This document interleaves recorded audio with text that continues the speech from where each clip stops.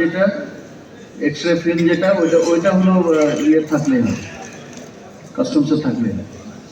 কাস্টমসে তো পুরো জিনিসটা থাকলে তখন হয় কি এই ঝামেলাগুলো হয়ে যায়, কারণ ওনাদের অনেক ধরনের আছে, প্রশাসনিক ঝামেলার কারণে দেখা যায় যে টাইমলি করতে পারে না। কিন্তু আমরা যেহেতু আমাদের টেকনিক্যাল লোক আছে, আমাদের টেকনিক্যাল ডিপার্টমেন্ট আছে, আমাদের আইটি ডিপার্টমেন্ট আছে, ঠিক আছে, বন্দরের ভিতরে তো সব ধরনের ফ্যাসিলিটিস আছে, আমাদের ওয়ার্কশপ আছে, তো আমাদের জন্য কিন্তু এই কাজগুলো করা সহজ। তো সেই জন্য আমরা ইয়ের সাথে এনবিআর সাথে কেস টেক আপ করেছি যে স্ক্যানারগুলো বন্দর কর্তৃপক্ষকে দায়িত্ব পুরোটা দিয়ে দেওয়া যাবে। এটা আমাদেরকে আশ্বস্ত করেছেন যে এটা আমাদেরকে দিয়ে দেওয়া হবে। এখন পর্যন্ত আমরা এটার ব্যাপারে সিদ্ধান্ত পাইনি। আমার মনে হয় এটা সিদ্ধান্ত আসবে।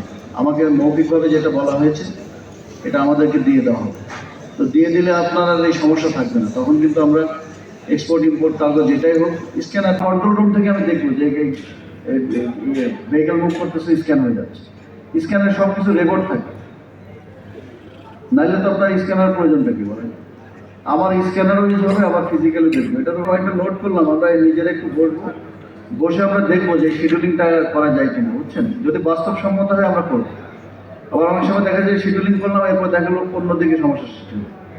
এই জন্য আমি এই সিদ্ধান্তটা এখন আপনার দিলাম না, বাট আমরা নিজেরা ইনহাউস বসবো, বসে পয়েন্টগুলো আমরা সবই নোট করতেছি, বসে আমরা দেখে যেটা সমাধান যদি করা সম্ভব হয় আমরা করবো।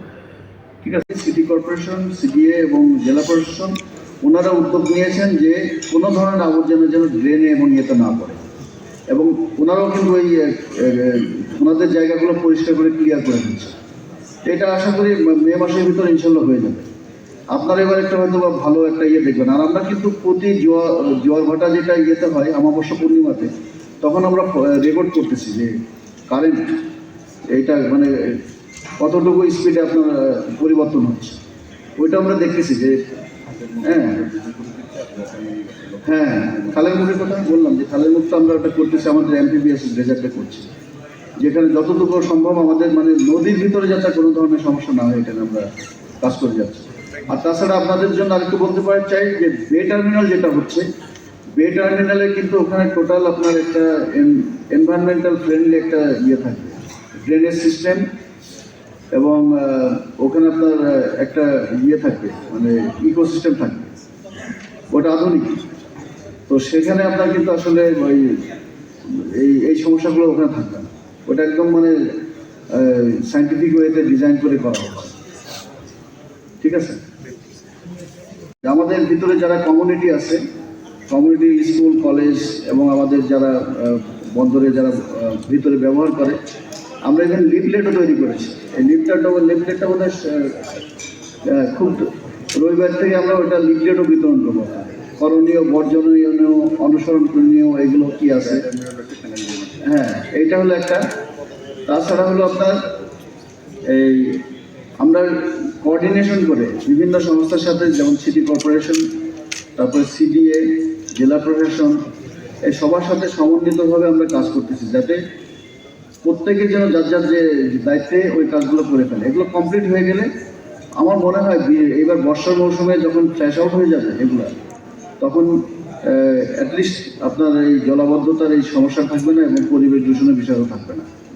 ঠিক আছে, সবাই আমরা একত্রে কাজ করতেছি। কাজে এই জায়গায় যেভাবে আমরা কাজ করছি, এটা আপনারা দেখেছেন, বিভিন্নভাবে মিডিয়াতে রিপোর্টও হয়েছে কয়েকবার।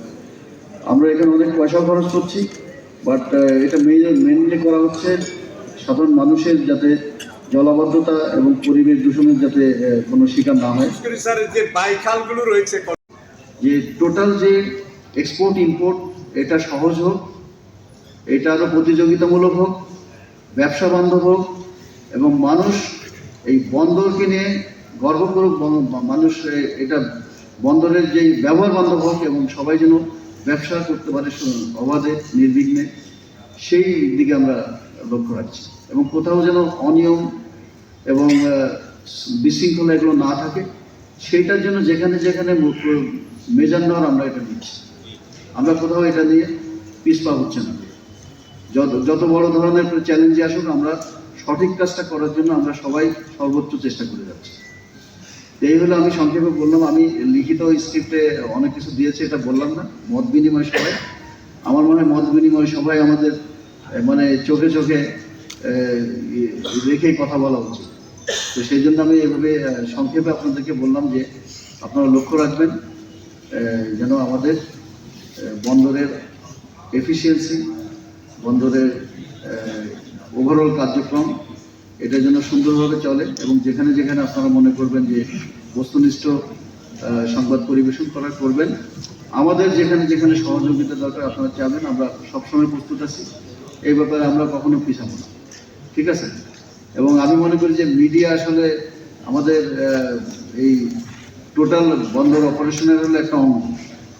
এটা হলো আমরা যেমন ফিজিক্যালি হলো আমরা একটা আছি শারীরিকভাবে, আর আপনারা কিন্তু মানে আমাদের চারপাশে থেকে কিন্তু আমাদের একটা অঙ্গ হিসাবে থাকে সবসময়। আমাদের একটা যে আইজ অ্যান্ড ইয়ার্স, আপনারা দেখেন শুনেন। তো আমাদের বন্দরের যত রিপোর্ট আমার কাছে দেওয়া হয় আলাদা করে, এবং এটা আমি না দেখে ঘুমাই না। কাজে আপনাদের প্রতিটা রিপোর্ট আমি দেখি। অনেক সময় রিপোর্ট দেখে আমি আমার কনসার্ন ডিপার্টমেন্ট বা কনসার্ন অফিসারকে বলি যে এটা দেখার জন্য। কাজে আপনাদের রিপোর্টটা কিন্তু আমাকে অনেক হেল্প করে, বুঝতে পেরেছেন তো?